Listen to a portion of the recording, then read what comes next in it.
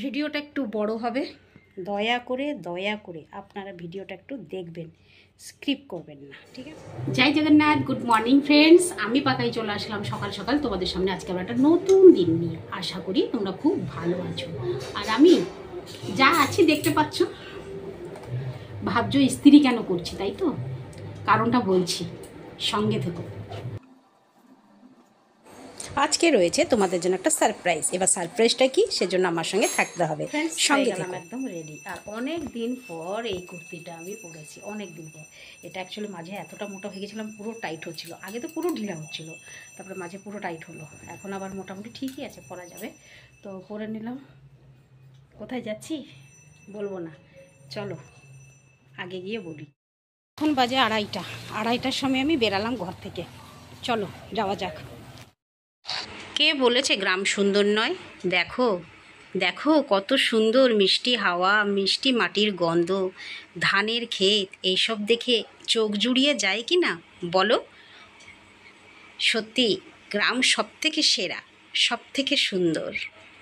যখন এই রাস্তা দিয়েই আজকে যাচ্ছিলাম, আমি যেই জায়গায় যাব আর কি, যেতে যেতে হঠাৎ দেখলাম, দেখো গাছের ছাই, কত সুন্দর হাওয়া দিচ্ছে, কি সুন্দর হাওয়া।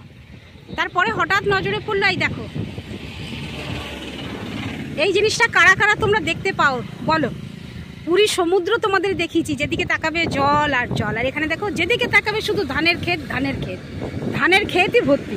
এটা একটা ধানের ক্ষেতের সমুদ্র, অপূর্ব লাগছে দেখতে। চলো যাওয়া যাক যেখানে যাব বলেছিলাম। চলো, এই রাস্তা দিয়ে অবশ্য আমি অনেকবারই গেছি, তাই তোমাদের নতুন করে কিছু দেখালাম না, কিন্তু এইটা নজরে পড়লো তাই দেখালাম।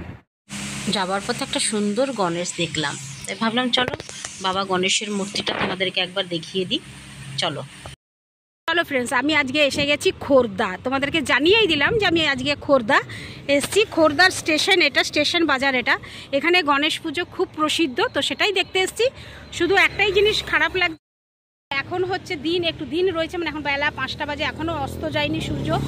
আর এই লাইটিংগুলো খুব সুন্দর ওরা করে, কিন্তু লাইটিংগুলো তোমাদের দেখাতে পারলাম না, এটাই হচ্ছে দুঃখের বিষয়। তো তবুও চলো, যদি দেখি কিছু গণেশ পুজো কী এখানে হচ্ছে তোমাদের সঙ্গে আমি অবশ্যই শেয়ার করব। তো সেই জন্যই এসেছিলাম, চলো ওই জন্য আজকে বেরিয়ে আসলাম একটু গণেশ পুজোর জন্য। যদি লাইটগুলো জ্বলতো না, কি সুন্দর লাগতো। তো এখন আমি খোর্দার মেন গেট দিয়ে ঢুকছি, আর খোর্দার মেন গেট দিয়ে ঢোকার পর অনেকগুলো গণেশ ঠাকুর দেখা যাবে, যেমন এইটা। আর আমি তো প্রত্যেক গলিতে আর ঢুকতে পারবো না, মেনগুলোই তোমাদের দেখাচ্ছি। এইটা যেমন একটা গণেশ ঠাকুর দেখলাম, তারপরে এইটাই দেখো, যে বাঁশের কাঠি বলে না, বাঁশের কাঠিগুলো সরু সরু করে কেটে এদের ঝুড়ি ডালা সব তৈরি করেছে, আর প্যান্ডেলটা পুরোটাই ওই দিয়ে তৈরি হয়েছে, বাঁশের কাঠি দিয়ে তৈরি। আর গণেশটাও হয়েছে খুব সুন্দর, দেখার মতন হয়েছে। তারপরে চলে গেলাম আরেকটা জায়গায়, এই গণেশ ঠাকুরটাও দেখলাম, এটাও খুব সুন্দর হয়েছে।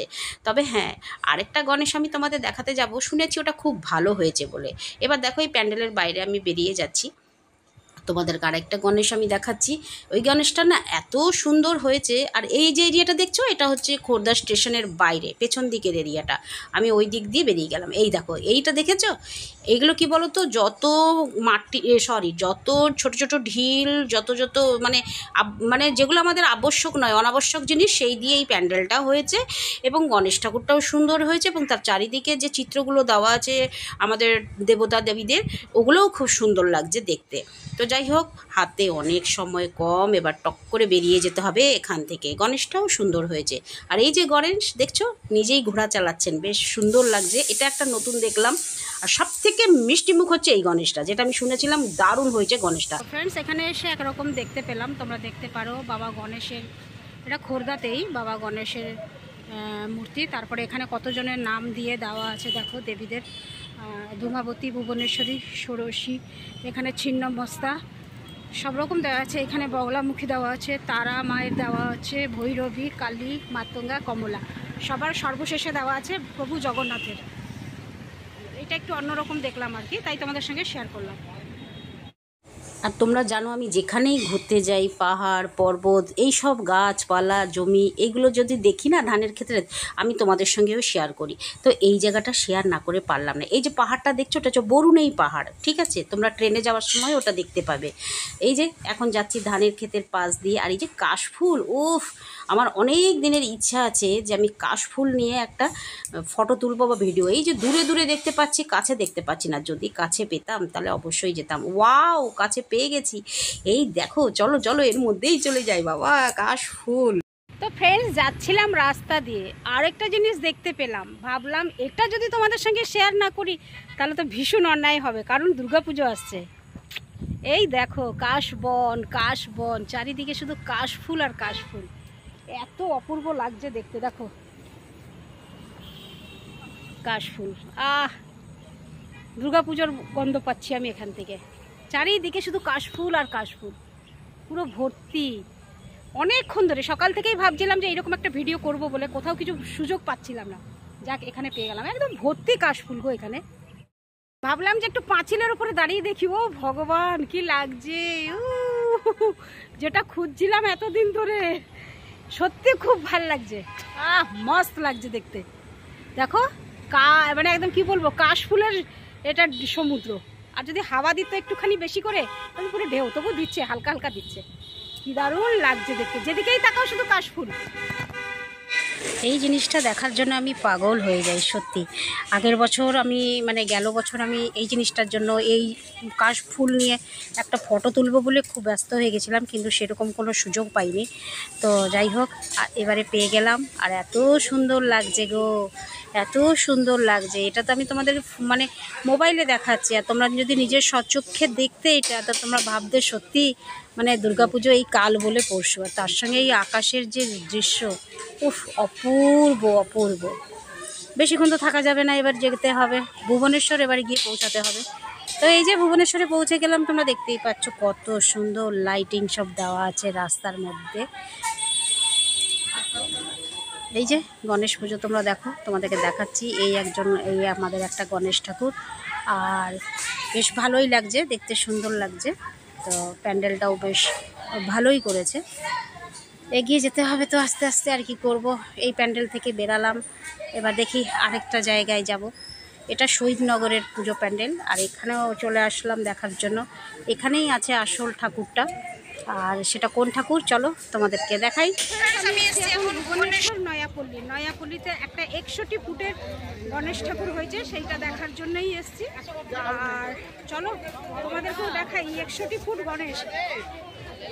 অনেক ভিড়, তোমরা দেখতেই পাচ্ছ, চারিদিকে লোক, প্রচণ্ড ভিড়। আর আমি সেই জন্যই চলে আসলাম। চলো, এই যে এসে গেলাম এই 61 ফুটের গণেশ ঠাকুর দেখার জন্য। হ্যাঁ ঠিক আছে, গণেশ ঠাকুরটা হয়েছে লম্বা, সেটা ঠিক কথা, কিন্তু আমার এতটা ভালো লাগলো না। হ্যাঁ, লম্বা অনেকটাই হয়েছে, 61 ফুট বলেছে মানে 61 ফুট, বিরাট গণেশ। মানে নিচে দাঁড়িয়ে ওপরের দিকে তাকানো যাচ্ছে না, দূর থেকে দাঁড়িয়ে ফটো তুলতে হবে, কাছ থেকে তোলা যাবে না।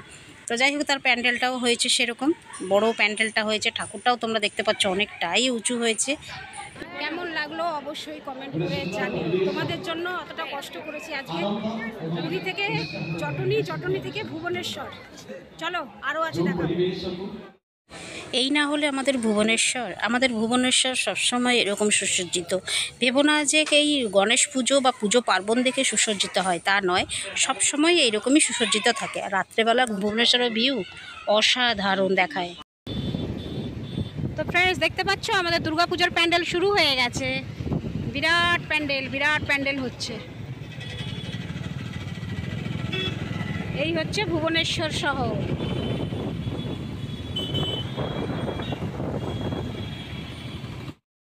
ফ্রেন্ডস, এখন আমি ভুবনেশ্বর শহীদনগরে এসেছি। শহীদনগরের ঠাকুরটা দেখাবো তোমাদের। চলো, মুখ চোখের অবস্থা দেখো কি হয়েছে।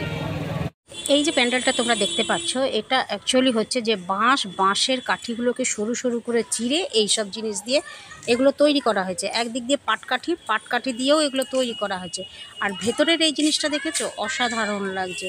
আর একটু ভেতরে যাই, চলো দেখো। শুধু আদিবাসীদের শুধু মানে প্রতিমাগুলো, মূর্তিগুলো দাঁড়িয়ে আছে, আদিবাসীদের এই যে মডেলগুলো সব দাঁড়িয়ে আছে।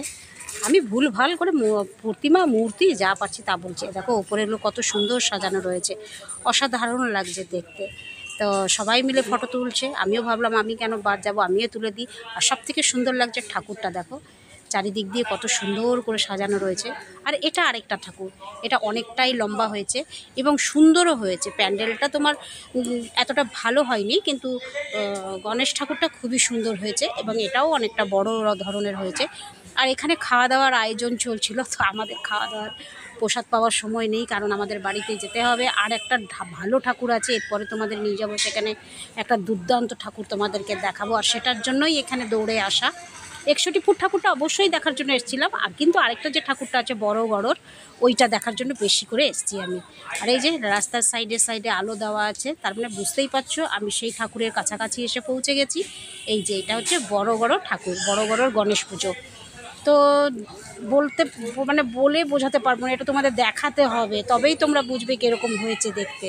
এই দেখো গণেশ বাবা আমাদের বসে আছেন, পাগুলো দেখো তোমরা টোটাল রূপোর, বাঁ পাশে ইঁদুরটাও রূপোর, মাথার ওপরে টোপরে ওখানেও রূপো। আর এই সিংহর মুখের কাছে এই যে লাল রঙের, ওটা লাড্ডু, দেখেছো? এই যে ডান পাশে এই যে সিংহর মুখের কাছে লাড্ডু, ঠিক আছে? আর পোশাক দেখেছো, এত অপূর্ব হয়েছে। আর আমি তো একদম সামনে এসে দাঁড়িয়ে ফটো তুলছি, দেখো একটা চোখও আমি দেখাতে পারিনি তোমাদের, কারণ দেখা যাচ্ছে না। চলো এবার বাড়ি ফেরা যাক। চলে আসলাম বাড়ি, অনেকটাই রাত হয়ে গেছে আজকে, বাড়িতে আস্তে আস্তে অনেক রাত হয়ে গেছে। শুধু গাড়িটার জন্যই এত অসুবিধা হয়ে গেল, কিছুটা রাস্তাও চিনতে পারিনি, আমরা এদিক ওদিক চলে গেছিলাম, তো সেই জন্যই আর কি। তো যাই হোক, একদম খাওয়া দাওয়া সেরে এসেছি অবশ্য, ভাবলাম আবার বাড়িতে নিয়ে যাও, আবার খাও, অনেক লেট হবে, তা খেয়ে দিয়েই আসি। একদম খাওয়া দাওয়া সেরে এসেছি। তো যাই হোক, এখন 12টা বেজে গেছে, এসছি 12টায়। তো চলো ভিডিওটা আর বড় করছি না। আর আমাদের উড়িষ্যার এখানকার গণেশ পুজো কেমন লাগলো আপনাদের অবশ্যই কমেন্ট করে জানাবেন। যেহেতু আমি পুরীর গণেশ পুজো আপনাদের দেখিয়ে দিয়েছি পরিক্রমা করে, এটা শুধু ভুবনেশ্বর আর খোর্ধা যে জটনি রয়েছে ওখানকার গণেশ পুজো। তো জানি না আপনাদের কেমন লাগলো, যদি ভালো লেগে থাকে তাহলে অবশ্যই কমেন্ট করে জানাবেন। কালকে সকালে দোকান যেতে হবে, আর কোনো রকম কথা নয়। আজকের ভিডিওটা তাহলে এখানেই শেষ করি, ফিরে আসছি আবার কালকে সকালে নতুন একটা ভিডিও নিয়ে। ততক্ষণের জন্য তোমাদের পাকাইকে বিদায় দাও, টাটা, গুড নাইট, শুভরাত্রি, জয় হিন্দ, ভালো থাকবেন সবাই। ফিরে আসছি আমি আপনাদের পাকাই।